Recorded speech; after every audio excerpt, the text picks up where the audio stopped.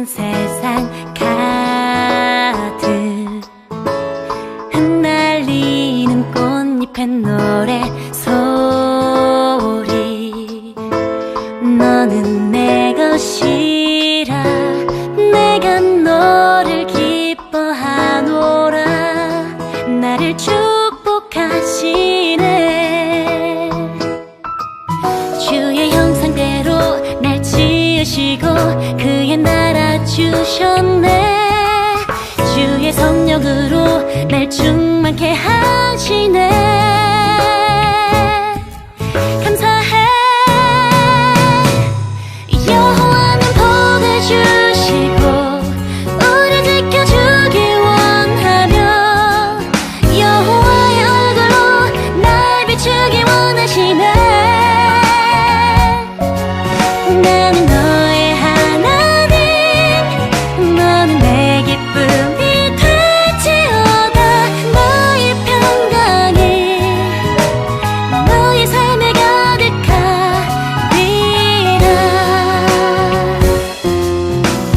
불어오는 바람의 길을 따라 주와 동행하는 난 꿈을 꾸네.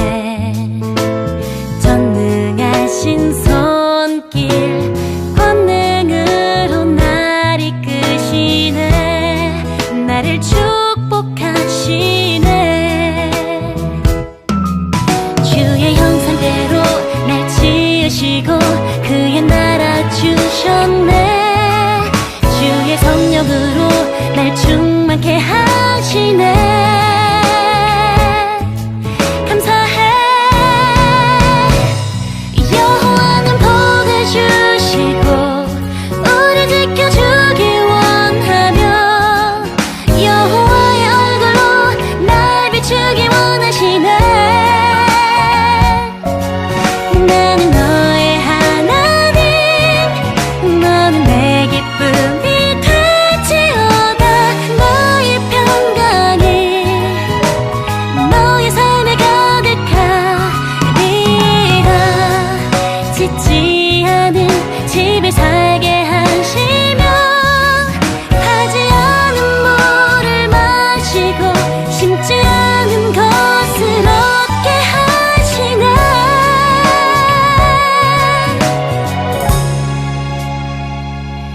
여호와는 복을 주시고 우리 지켜주기 원하며 여호와의 얼굴로 날 비추기 원하시네. 나는 너의 하나님, 너는 내 기쁨이 될지어다. 너의 평강이 너의 삶에 가득하리라.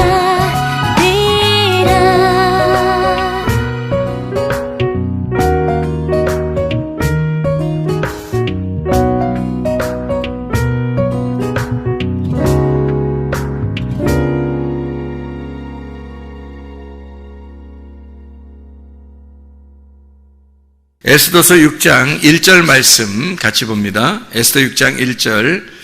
그날 밤에 왕이 잠이 오지 아니하므로 명령하여 역대 일기를 가져다가 자기 앞에서 읽히더니. 여러분 잠 안 올 때 있어요, 없어요? 그럴 때 뭐 해야 되겠어요? 예, 성경 읽어야 되겠습니다. 예, 잠 안 올 때는 우리가 성경 읽어야 되겠습니다. 갑자기 잠 안 오는데 이게 갑자기 안 오는 사람도 있었는데 에스더서의 6장의 1절에 그 왕이 아마 잠이 갑자기 안 왔다. 나도 그런 거 아닌가? 또 이렇게 낮잠을 많이 자면 밤에 잠이 안 오고요. 덜 피곤하면 또 잠이 안 와요. 그래서 운동도 좀 하고 그러지 않으면 또 성경이라도 읽고 그러면 잠이 틀림없이 옵니다. 진짜 기가 막히게 잠이 잘 오죠. 성경 읽으면. 에스더서 6장 1절에 왜 하필 이 시간에 잠이 안 왔을까? 왕한테. 그죠? 이게 지금 내용이 에스더서 1장부터 이렇게 쭉 내용을 읽다 보면 여기 이 시점이 지금 에스더서 1장부터 몇 장까지 있냐면 10장까지 있거든요. 근데 6장에서 하이라이트거든요. 여기가 하이라이트예요. 그러니까 1장부터 10장까지 해서 아주 하이라이트 부분이에요. 이 부분이. 근데 어떻게 되어 있냐면 6장 1절에 갑자기 왕이 잠이 안 오는 거예요. 그러니까 이게 그날이 어떤 날이냐면 이 날이 모르드게를 나무에다 매달아서 죽일 날이에요. 그날 이 날이. 그러니까 그 죽이려고 허락받으러 오는 날이에요. 오는 날이에요. 그날. 그 하만이. 근데 이상하게 그날 딱 와가지고 허락을 받으면 바로 이제 매달아서 죽이려고 그랬거든요. 6장을 읽어보면 그렇습니다. 그런데 갑자기 그 전 밤에, 그러니까 이제 아침이 되면 이제 매달릴 판이에요. 근데 그 전날 밤에 희한하게 잠이 안 오는 거예요. 하나님이. 이상하잖아요. 갑자기, 그죠? 그러니까 이걸 이제 우리들 말로 말하면 타이밍 죽인다. 이런 말 할 수 있죠. 그죠? 타이밍이 아주 끝내줍니다. 요게 만약 그 전날 이런 일이 없었다면 아마 타이밍이 어긋났을 수도 있어요. 그날 이 허락받으러 왕한테 가는 그런 날이거든요. 그 날이 밝은. 그런데 밤에 잠이 안 온 거예요. 그래서 하만이 그렇지 않아도 딱 오자마자 이제 왕이 뭐라 그러냐면 너 잘 왔다. 내가 잠이 안 와서 일기를 봤는데 거기에서 진짜 나한테 굉장히 유익하게 한 자가 있는데 내가 어떻게 했으면 좋겠냐. 그러니까 자기인 줄 알고 막 얘기를 하잖아요. 그래 이렇게 해줬으면 좋겠다 저렇게 했으면 좋겠다. 그걸 완전히 다 해주라고 모르드게가 계속 인사도 안 했던 사람이거든요. 이 하만한테 인사도 안 했던 사람이라 그렇지 않아도 꼴사납고 그렇지 않아도 죽이고 싶었는데 그날 하여튼 왕이 칭찬하는 사람은 이렇게 할 것이다 라면서 왕복을 입히고 그냥 말 태워가지고 그냥 막 외치면서 이렇게 다녀야 되니까 얼마나 수치스럽게 해서 하만 입장에서는 그 일이 있고 나서 바로 이어가지고 에스더가 이야기를 하는 장면이 나오는 거죠. 왕한테 우리 백성을 좀 돌려주십시오. 너네 백성이 왜 무슨 일이 있는데 내가 나라 절반이라도 너한테 줄 판인데 이렇게 얘기를 하잖아요. 그래서 이제 하만이 바로 이제 잡혀오고 이제 이걸 대역전 드라마가 이제 시작되는 놀라운 일이 6장부터 일어나는 겁니다. 6장에 뭐부터 일어난 거예요? 6장 1절에 대역전의 드라마 시작이 6장 1절에 어떻게 해서 일어났어요? 잠이 안 와서 일어났어요. 잠이 안 올 때 뭐 해야 된다 우리가? 성경 읽어야 된다고. 잠 안 올 때 성경 읽으면 하나님의 놀라운 역사가 여러분에게 임하십니다. 이 사람도 잠이 안 와가지고 갑자기 하나님의 일을 하게 된 거예요. 잠이 안 와서 하나님의 그 원하시는 하나님의 타이밍에 자기가 하나님의 그 시간을 끝내주게 이행하게 된 거죠. 이 사람이 잠이 안 올 때. 그러니까 하나님이 잠 안 재우신 거예요. 갑자기. 그러니까 이런 큰 일들을 하나님께서 이렇게 계획하시고 하나님이 이렇게 만들어 가시는 하나님의 역사를 우리가 이제 성경을 통해 볼 수가 있죠. 그러니까 하나님은 어쨌든 타이밍을 놓친다, 안 놓친다? 안 놓친다. 하나님은 절대 타이밍 안 놓친다. 우리는 답답해, 안 답답해요? 우리는 답답할 때가 있어요, 없어요? 있어요. 우린 답답한 거지. 우리가 왜 답답해요? 한없이 어떻게 응답이 왜 이렇게 오랫동안 안 돼? 응답이. 그리고 언제 될지 모르는 거야. 이게 이제 어떻게 되냐면 우리는 항상 어떻게 되냐면 과거나 현재와 미래가 있기 때문에 이 응답 지금 계속 응답이 안 오고 있어. 작년에도 응답이 안 왔고 계속 응답이 없었으니까 앞으로도 응답이 안 되면 어떡하지 하면서 그 두려워하는 마음이 늘 있단 말이에요. 사람들은. 왜냐면 과거, 현재, 미래를 사니까. 근데 하나님은 답답할 일이 별로 없어요.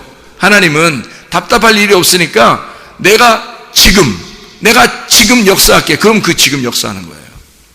근데 그게 희한하게 우리의 인생에서 하나님이 우리의 인생을 간섭하시는데 절대 거기서 타이밍을 안 놓친다는 거죠. 하나님이. 근데 사람들은 답답하고 내 기도한 게 왜 이렇게 안 되지 그렇게 할 수 있어요. 근데 하나님이 이 왕을 갖다가 잠을 안 재우시고 그 타이밍에 거기서 그날 그렇게 역사하지 않았다면 이게 어떻게 됐을지 모르는 그런 시점인데요. 절대 그 타이밍을 안 놓칩니다. 하나님이요. 왕을 잠을 안 재워서라도 그 역사를 이루는 거예요. 하나님의 뜻을 이루는 거예요. 그게 하나님이셔요. 보라 지금은 은혜 받을 만한 때요, 보라 지금은 구원의 날로다. 하나님은 항상 현재 지금만 있다. 하나님은 항상 현재만 있는 것이다. 그러니까 과거나 미래가 아니라 현재 지금, 네가 지금 기름등불 준비하고 있느냐, 네가 지금 주님 만날 준비하고 있느냐, 네가 주님 언제 오실지 모를 때 너는 지금 주님 준비하고 있는 사람이냐, 지금 기름이 떨어지지 않고 있느냐, 이걸 물어보셔요. 주님이 그거 보신다고요. 그럼 우리가 그걸 준비해야 되겠죠. 슬기로운 다섯 처녀 되려면 마태복음 25장의 1절부터 13절 말씀에 있는 것처럼 슬기로운 다섯 처녀가 돼야 돼요. 미련한 다섯 처녀처럼 그렇게 등불이 꺼져가면 안 된다고요. 등불이 꺼져간다는 말은 진리의 말씀, 이 진리의 말씀만 등불이거든요. 거짓의 말씀은 등불이 아니에요. 같은 어둠이지. 진리의 말씀이 등불인데 그 등불이 꺼져가는 거예요. 내 속에서 진리의 말씀이 점점 사라지는 거예요. 주님이 나를 만나지 않기 시작하는 거예요. 그러면 그게 꺼져가고 있는 순간이에요. 그러면 그것을 위해서 여러분이 몸부림쳐야 합니다. 하나님, 내 기름이 떨어지지 않도록 이것을 놓치지 않기 위해서 울타리를 치고 살아야 되는 거예요. 하나님의 울타리를. 그래서 그 안에 사는 것을 율법이라 그렇게 말해요. 하나님은 스스로 계신 자니까 하나님은 살아계신 자란 말이에요. 스스로 계시다 그 말은 살아계시다 그 말이에요. 그럼 반대로 우리는 죽었다는 얘기고 우리가 죽어있는 자 어둠인데 주님만 살아계신 하나님이라는 거예요. 그 살아계신 그 하나님이 우리에게 뭐라 그러냐면 너 기름등불 꺼치지 말라는 거예요. 내가 널 만나줄 테니까. 그게 꺼지면 어둡다는 거예요. 그거 꺼지면. 그래서 그거 등불을 계속 켜야 된다는 거죠. 그 왜 우리 사사기에 보면은 기도원의 300용사가 있죠. 그래서 거기 성을 갖다가 막 이렇게 돌면서 무너뜨리잖아요. 근데 거기 그 성을 무너뜨릴 때 항아리를 어떻게 해요? 항아리를 깨뜨려요. 항아리가 우리의 육체거든요. 말씀이 등불이고 거기 항아리가 육체예요. 말씀이 육체를 입고 오셨다, 그 주님이. 그래서 깨져야 될 것은 항아리고 속에 등불이 나타나는 거죠. 그러니까 결국 주님께서 죽으실 땐 뭐가 죽었어요? 육체가 죽으시고 말씀은 살아계시단 말이에요. 등불이 켜져 있다고. 그 등불이 계속 켜져 있는데 그게 내 속에서 등불이 켜져 있어야지. 그러려면 어떻게 돼야 돼? 내가 이게 육체가 돼야 돼요? 몸이 돼야 돼요? 몸이 돼야 돼요. 이 무슨 말이냐면 육체로 죽으셨으니까 육체는 내 육체잖아요. 예수님이 십자가 못 박혀 돌아가시는 그 육체는 나의 육체라고. 그러니까 나의 육체는 끝났어야 된다고. 십자가에서 끝나야 되고, 그러면 뭐가 돼? 그리스도의 몸이 돼야 되는 거죠. 그리스도의 몸이 살아있는데 그 속에 뭐가 있다고? 등불이 꺼지지 않고 있죠. 부활하신 주님이. 그래서 그 말씀이 내 속에서 계속 불이 타고 있는 거예요. 그러면 그걸 보존하는 이게 내가 육체가 아니라 몸이 되는 거죠. 그러면은 이게 교회가 몸이 성전인 내가 이걸 보호하고 살아가는 거예요. 이걸 꺼치지 않고 꺼치지 않고 계속 이렇게 보호하면서 살아가게 되면 신랑 만난다는 얘기입니다. 그게. 근데 이걸 꺼치면 안 되는 거죠. 그래서 육체는 이미 죽었으니까 육체대로 다시 살면 안 돼요. 그건 또 깨져야 될 거니까. 그러니까 육체가 깨지는 건 이미 끝났잖아요, 예수님께서. 그러니까 우리가 육체는 이미 끝났다고 우리가 회개하고 그 몸으로, 그리스도의 몸으로 말씀을 보존시키면서 살아가는 것이 그리스도인이다. 이게 등불 꺼치지 않는 방법이고, 기름을 계속 타야 되는 것은 아침과 저녁으로 계속 말씀으로 우리가 무장해야 된다는 것을 말하는 거예요.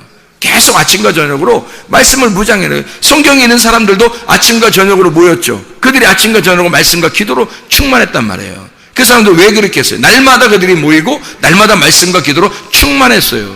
그 말은 그 사람들도 그 기름 등불을 꺼치지 않기 위해서 초대교회에서도 타락한 자들도 있었어요.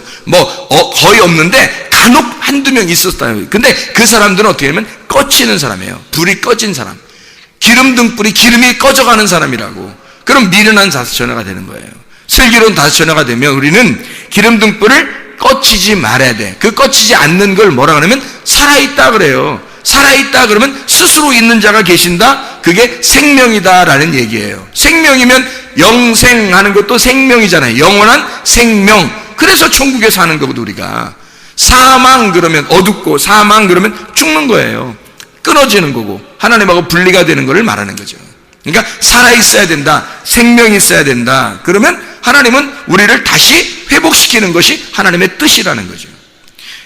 에스더서 6장에 보면 하나님의 회복시키시는 시점인 거죠. 이게 하나님이 절대 타이밍 안 놓치니까 왕을 잠을 재우지 않아서라도 하나님은 이 왕이 잠을 안 자게, 왕을 잠을 안 오게 해서라도 하나님의 타이밍을 맞추어 주신다고요. 절대 그걸 안 놓치신단 말이에요. 그러니까 하나님은 요 다음부터 어떻게 해요? 완전히 역전되는 대역전 드라마가 시작되는 거예요. 에스더서 6장 전까지만 해도 굉장히 암울하단 말이에요. 암울한데 6장 이후부터는 계속 반전에 반전을 거듭합니다. 그래서 역전극이 드라마가 이게 막 시작되는 거죠. 그게 6장부터 이루어지는 사건이거든요. 하나님의 그 계획하심, 하나님의 그 선하심이, 간섭하심이 시작되고 있다는 얘기예요. 하나님이요. 그러니까 하나님은 선하신 하나님이다. 그걸 우리가 분명히 기억해야 되죠. 저도 어려움이 있을 때, 실패가 있고 실수가 있고 내가 잘못하고 죄짓고 이렇게 어둠 가운데 있을 때 하나님이 나를 반드시 선하게 인도하실 하나님이라고 하는 것을 믿었죠. 물론 믿었죠. 하나님이 그렇게 하실 거야, 나를 어떻게든지 그렇게 하실 거야 라고 믿었죠. 그 주님께 의지한 겁니다. 그랬더니 결국에는 처음에 내가 보라 지금 은혜 받을 만한 때요 하면서 하나님의 음성을 들었다고 했어요. 그 다음부터 계속 암울한 시대를 살았단 말이에요. 어둡게 살았단 말이에요. 힘들게. 그러다가 결국 하나님이 나를 돌려놓기 시작하는데, 원래 이 하나님이 내게 응답하시는 음성을 하나님이 주시는 보라 지금 은혜 받을 만한 때요가 돌아와 보니까, 수십 년이 지나서 하나님 앞에 돌아와 보니까 보라 지금이 되더라는 거예요. 그게 아니, 보라 지금이라고 수십 년 전에 얘기했는데 다시 돌아와 보니까 보라 지금인 거예요. 보라 지금은. 그러니까 이게 하나님에게서는 과거, 현재, 미래가 없구나. 항상 지금이시구나. 하나님이 나를 제자리로 돌려놓는 데까지는 수십 년이 걸렸어요. 그런데도 그것이 지나고 나니까 그게 보라 지금은 은혜 받을 만한 때고 보라 지금이 구원의 날이더라. 그런 말이죠. 그럼 왜 이렇게 빙빙빙빙 돌려서 다시 제자리로 갖다 놨을까요? 여러분, 그 가나안 땅에 있었던 이스라엘 백성들 아시죠? 야곱 때 아브라함, 이삭, 야곱이 가나안 땅에 살고 있었습니다. 야곱 때 어떻게 됐어요? 애굽으로 가게 하죠? 근데 그게 하나님의 계획이에요? 그냥 어떻게 우연히 된 거예요? 하나님의 계획이에요. 애굽으로 가서 다시 거기서부터 출발해요. 400여 년을 지나고 다시 오게 해서 원래 가나안 땅으로 들여보내질 때까지 이것을 기간을 엄청나게 지난단 말이에요. 수백 년이 걸려서 이거를 지나서, 그 과정을 지나서 결국 가나안 땅에 다시 돌려놓는 거예요. 그렇죠? 그게 하나님의 계획이란 말이에요. 그러니까 여기서 가나안 땅에서 떠나는 백성이 다시 돌아올 때까지가 바로 누구를 말하는 거예요? 바로 여러분과 저를 말하는 거라고요.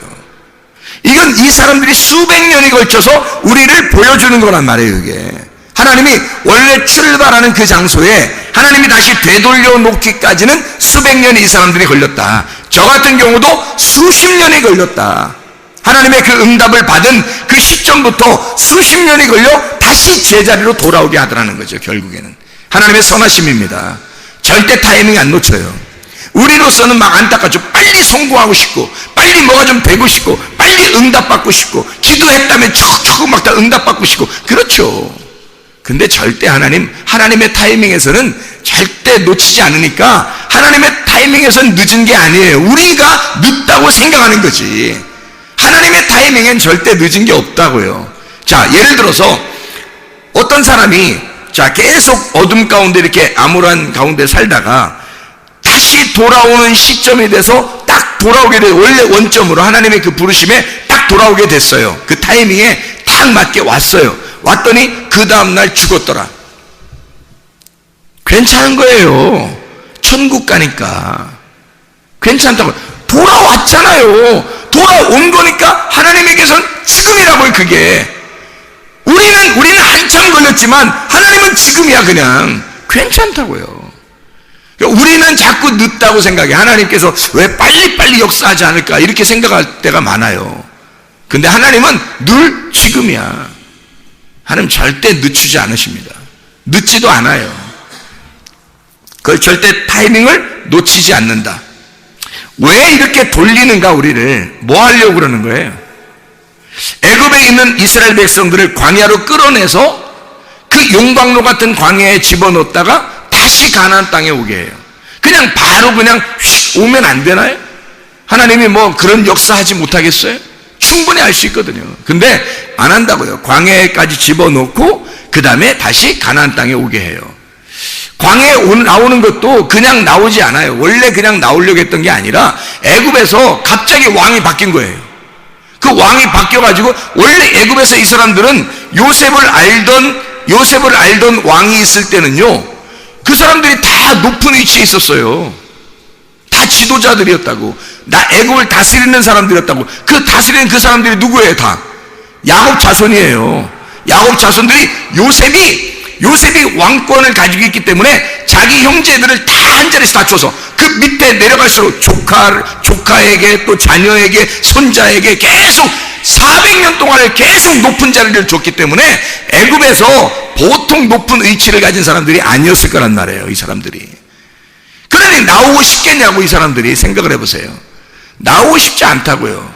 그런데 어느 날 하나님께서 요셉을 죽였고, 요셉이 죽고 난 다음에 한참을 그렇게 살았는데 어느 날 요셉을 모르는 왕이 나타난 거예요. 요셉을 모르는 왕이.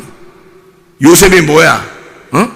우리 애굽 백성도 아닌데 이러면서 요셉이 이렇게 하는, 요셉을 무시하는 자가 딱 나타나니까 갑자기 요셉의 형제들, 그러니까 그 야곱의 자손들을 갖다가 갑자기 종으로 다 만들어버린 겁니다. 그리고 잘 살던 사람이 갑자기 종이 되니까 어떻게 됐겠어요, 여러분? 잘 사는 사람들은 안 나와요. 나오라고 해도 안 나온다고. 근데 갑자기 종이 되니까 이 사람들이 막 아우성치는 겁니다. 살려달라고.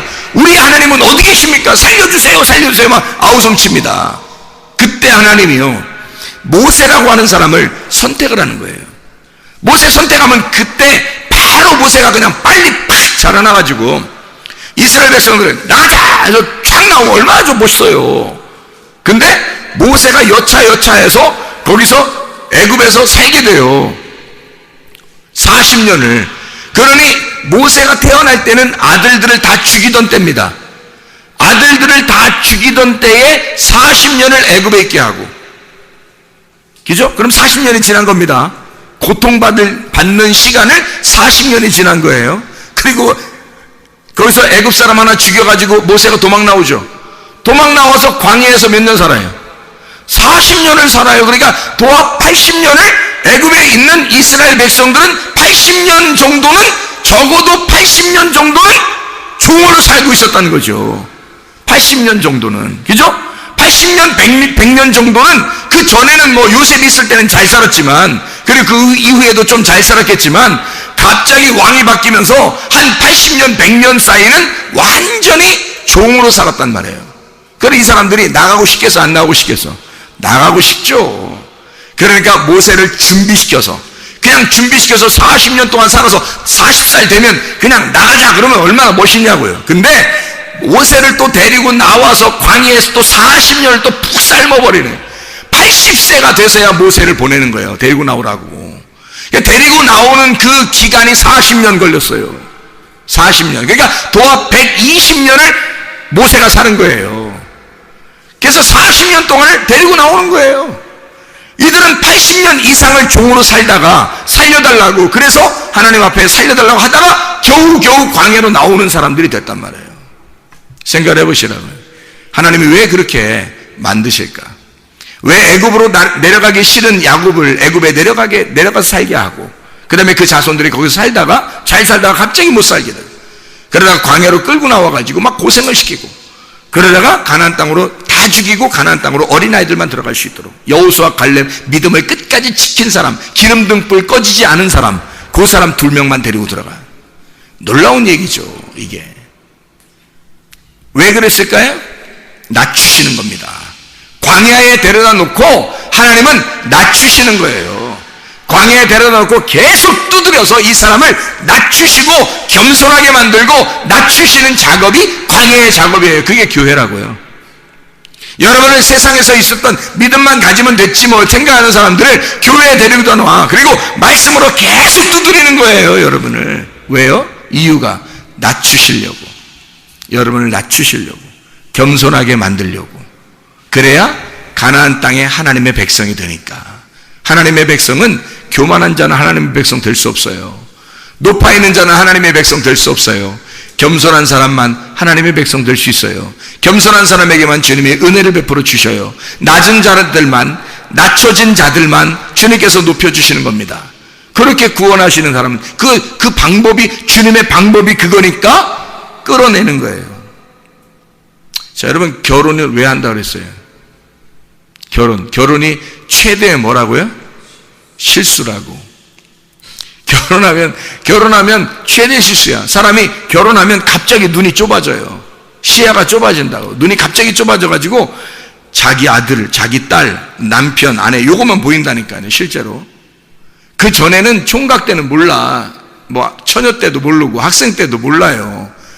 그냥 뭐 주님 사랑하세요 그러면 내가 막 목숨 걸고 주님을 사랑하겠습니다. 막 다 그래요. 그거 다 그렇게 외친다고요. 근데 결혼을 딱 하는 순간 눈이 시야가 딱 좁아지면서 뭔가 이상하게 그때 결심했던 그것이 자꾸 이상하게 흐물흐물해진단 말이에요. 자꾸 청년 때, 학생 때 막 고백했던 그 고백이 자꾸 나 자신 이상해서 없어지는 거예요. 사라지는 거야. 그래 나중에 이제 뭐라 그러면 내가 말이야 왕년에는 내가 옛날에는 내가 너희들처럼 진짜 내가 열심히 했었는데 이렇게 이런 헛소리 픽픽 하는 거죠. 왜 그렇게 됐어요? 이 사람이 결혼만 안 했으면 끝까지 갔을 텐데 결혼했기 때문에 시야가 좁아진 거예요. 자기 남편, 자기 아내, 자기 자식, 자기 돈, 자기가 먹고 살 거 요게 딱 보이기 시작하는 거예요. 그래서 그런 거죠, 그죠? 결혼이 그래서 예수를 믿는 사람들에게는 최대의 실수입니다. 그렇죠?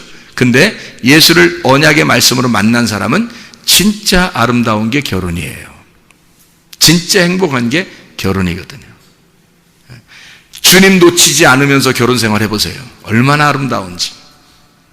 주님을 최우선주의로 생각하면서 결혼 생활 해보세요. 얼마나 아름다운지 몰라요. 항상 예수님이 1번이에요. 2번이 남편, 아내, 또 2번이 딸, 아들. 이렇게. 항상 1번이 예수님 해보세요, 여러분. 그러면요, 결혼 생활이 굉장히 아름다운 게 될 겁니다. 근데 시야가 딱 결혼하면서 시야가 딱 좁아지면서 어떻게 되느냐? 갑자기 사람이 어떻게 바뀌어? 갑자기 딱 가정만 딱 바라보게 되거든요. 일단. 그래서 교회보다 가정, 하나님보다 가정. 이게 먼저 이걸 막 생각하게 돼 있어요. 그러면요, 그것을 내가 이걸 먼저 생각해야지만 막 이렇게 하잖아요. 그러면 어떻게 되는지 알아요? 그들에 의해서 고통을 받기 시작합니다.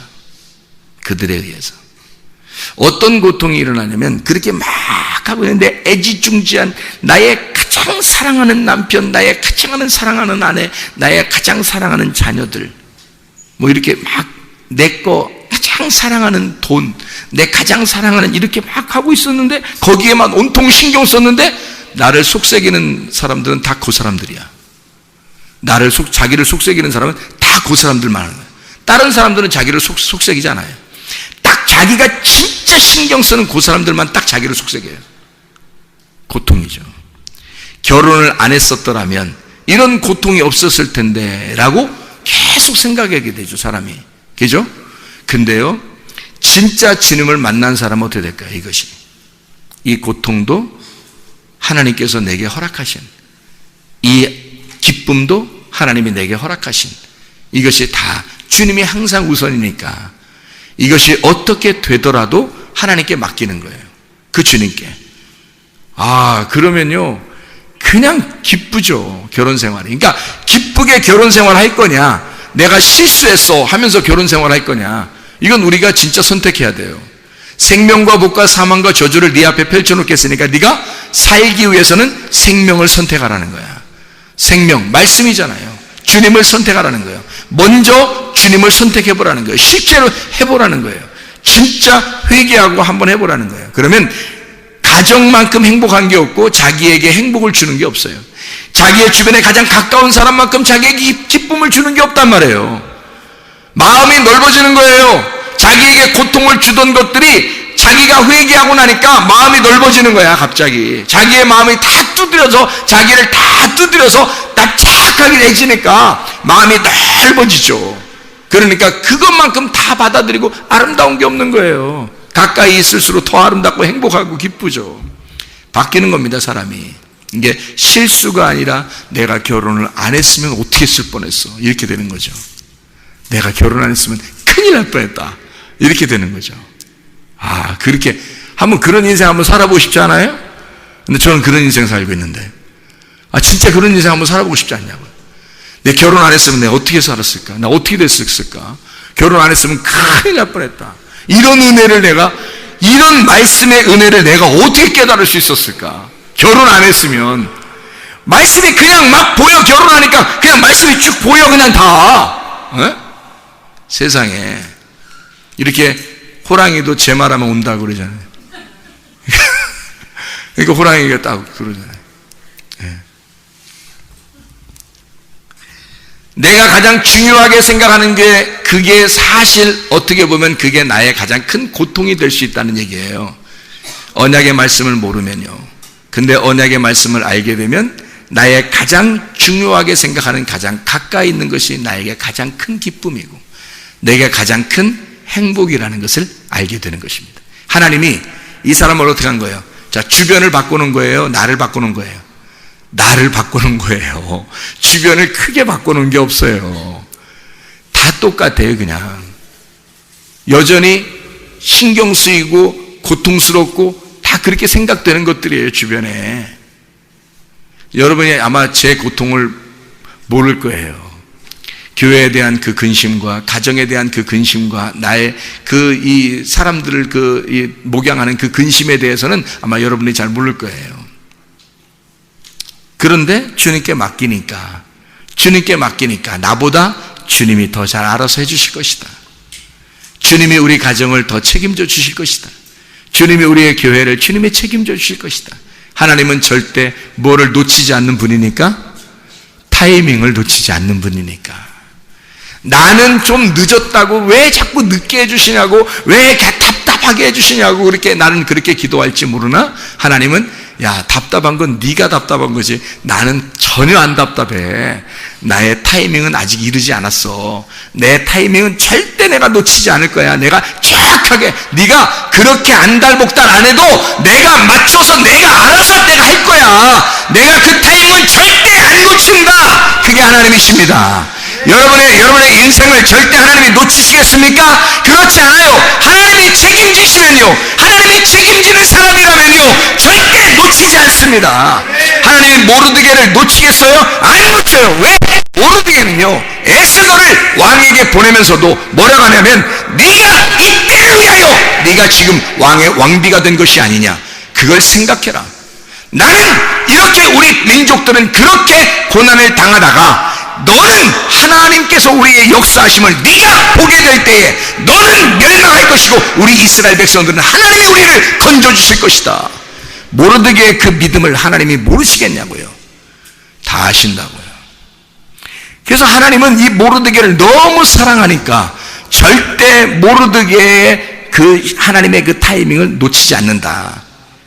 이게 역사예요. 그게 선하심이라고, 하나님의 선하심.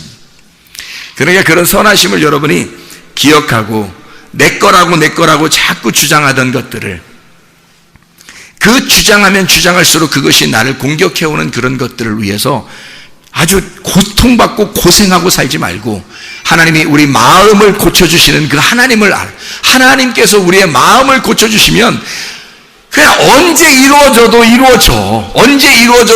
우리한테는 절대 늦는 것 같지만 하나님은 절대 늦은 적이 없는 거예요. 하나님은 절대 늦은 적이 없는 거예요. 그게 하나님의 역사예요. 하나님의 타이밍이라고 그러는 것입니다. 하나님의 뜻대로 살다가 주님 만나시기를 바랍니다.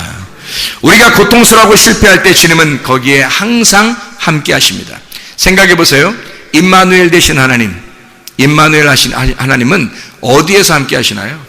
임마누엘 하나님은요, 이사야 7장 14절에, 이사야 7장 14절 보면 이렇게 나와 있어요.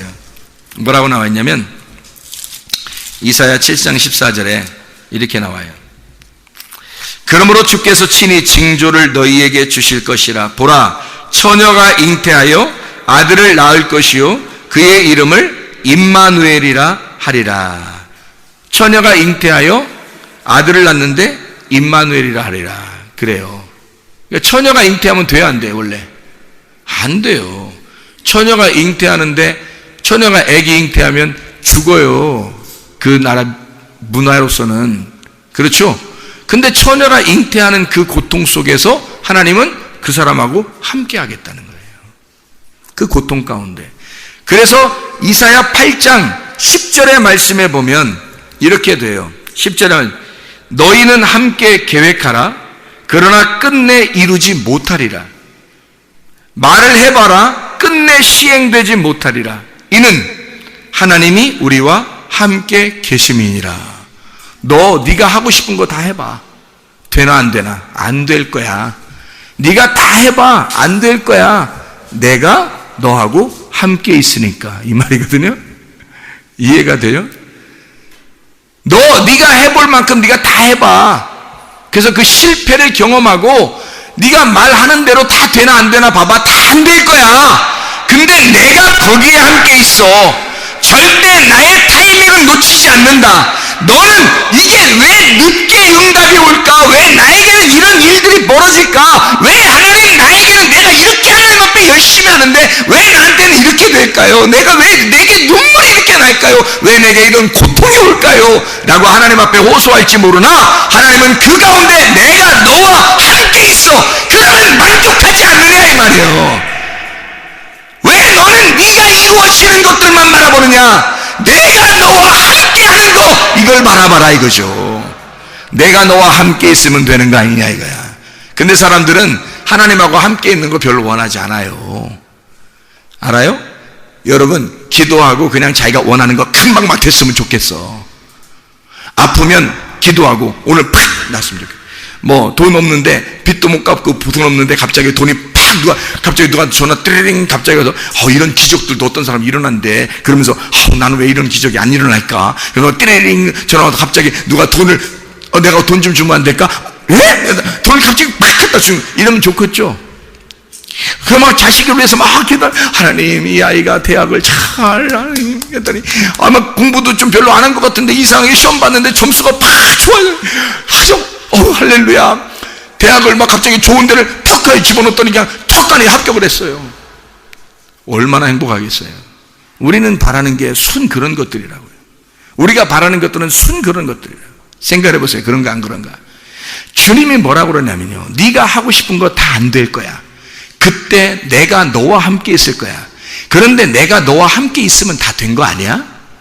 그거예요. 주님은 그걸 바라보는 거거든요. 네가 그랬으면 좋겠어.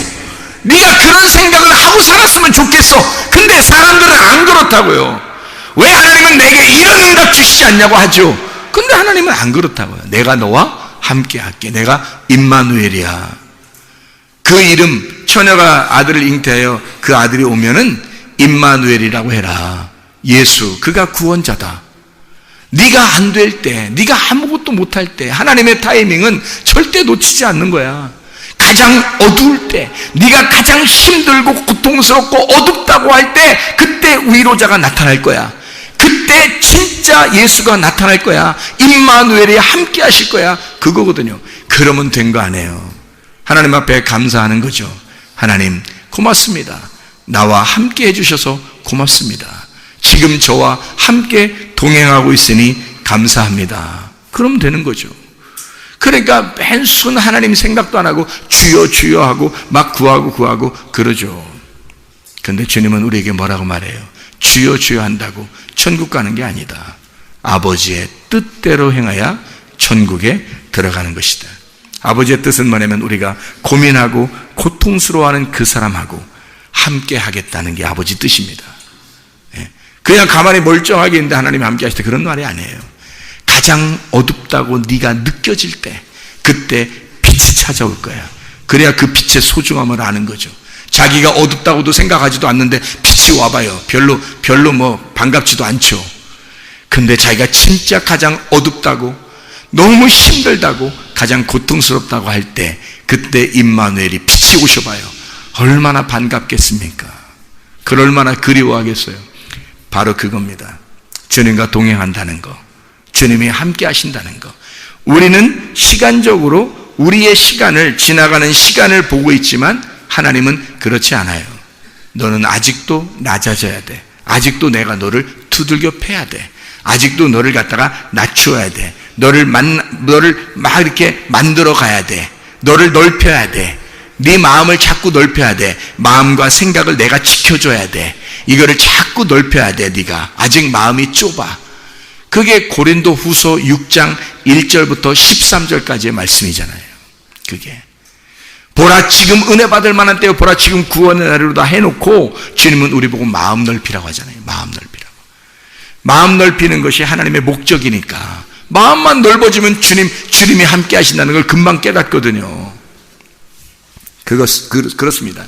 하나님께서는 우리와 함께 하시길 원하셔요. 그래서 광야에 데려다 놓고 만나만 내리는 거예요. 주구장창 만나만 내리는 거예요. 아무것도 안 주고 만나만 내려요.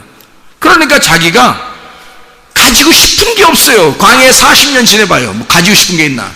매일 만나는 내려주고, 뭐 자기가 가지고 있는 게 뭐 쓸데가 있어요? 어디다? 쓸데가 없잖아요. 어디다가 계속 만나는 내려주고 먹을 건 주고. 그러니 쓸데가 없으니까 거기서 무슨 욕심이 필요하겠냐고요. 거기서 애굽이나 가야 욕심이 필요하죠. 그러니까 사람들이 애굽 가자는 거예요. 자기들이. 왜? 선악과 먹겠다는 거예요. 다시 애굽에 가겠다는 거예요. 다시 시작하겠다는 거예요. 자기 그쪽 가서 자기 돈 좀 써보겠다는 거예요. 자기 명예 좀 한번 지켜보겠다는 거야. 자기 거 한번 해보고 싶다는 거예요. 주님은 그거 홀딱 빼버리려고 한 건데, 그거 다 헐어버리려고 한 건데, 광야로 데려나와서 만나만 주구장창 내리면서 다 헐어버리려고 한 건데, 사람들은 그거를 다시 요구한단 말이에요. 교회 나온 사람들도 다 마찬가지예요. 하나님의 간섭하심을 받는 걸 좋아하지 않고, 하나님 나를 간섭하지 말고 내가 한번 내 뜻대로 한번 하고 싶습니다. 하나님의 간섭하심이 있어야 돼요. 그 간섭하심이 있을 때 임마누엘 하십니다. 하나님, 내가 너와 함께 하겠다. 시편 30편 5절에 그분의 진노는 잠시뿐이요 그분의 은총 안에는 생명이 있습니다. 밤에는 울음이 있을지라도 아침에는 기쁨이 임하리로다. 너희가 그렇게 힘들어할 때, 너희가 고통스러워할 때 주님, 내가 너와 함께 하겠다. 에스더 6장 1절 말씀, 하나님께서는 절대 하나님이 타이밍을 늦추지 않습니다. 놓치지 않아요. 지금 기름 등불이 꺼져가고 있는가, 아니면 지금 기름 등불이 준비되어져 있는가, 날마다 하나님의 말씀으로 만족하며 살아가고 있는가, 우리는 하나님의 타이밍에 우리는 그 자리에 지금 있는가, 하나님께서 절대 내가 너와 함께 하고 싶은 사람인가, 그렇게 고민하고 그렇게 고통스러워하고 그렇게 하나님의 위로를 기다리는 자인가, 하나님의 기름 등불 때문에 내가 고민하는 자인가, 진짜 오늘도 그렇게 살기 위해서 몸부림치는 자인가, 그런 사람과 우리 주님은 함께 하십니다. 왜 하나님은 이렇게 우리를 고통 가운데 그냥 두냐면, 하나님께서 우리를 디자인하고 싶어 하셔서 그런 거예요. 우리의 인생을, 내 인생을 내가 디자인하면 엉망진창이 나옵니다. 그러나 내 인생을 하나님 앞에 맡기면, 그러면 하나님께서 나의 인생을 디자인하기 시작하죠. 하나님은 우리의 가정을 하나님께서 디자인하기 시작하죠.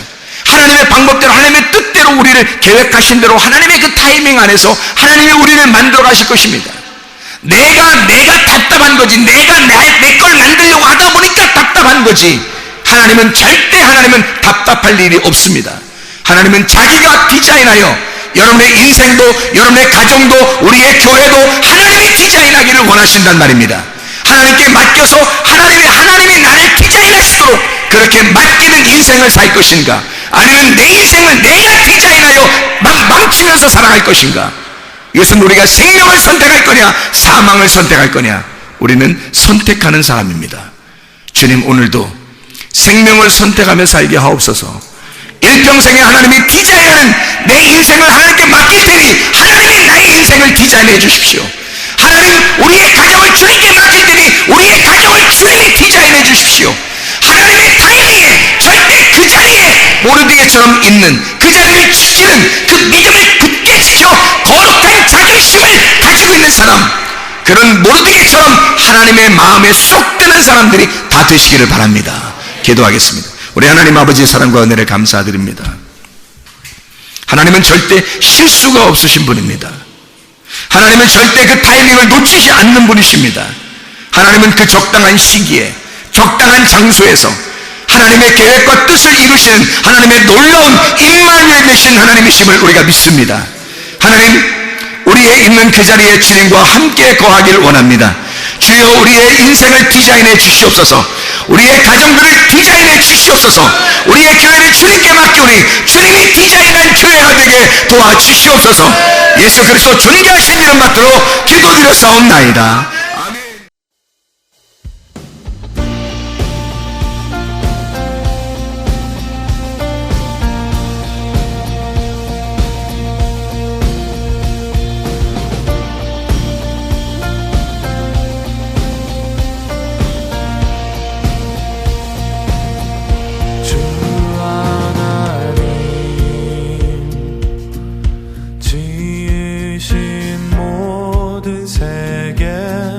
내 마음 속에 그리워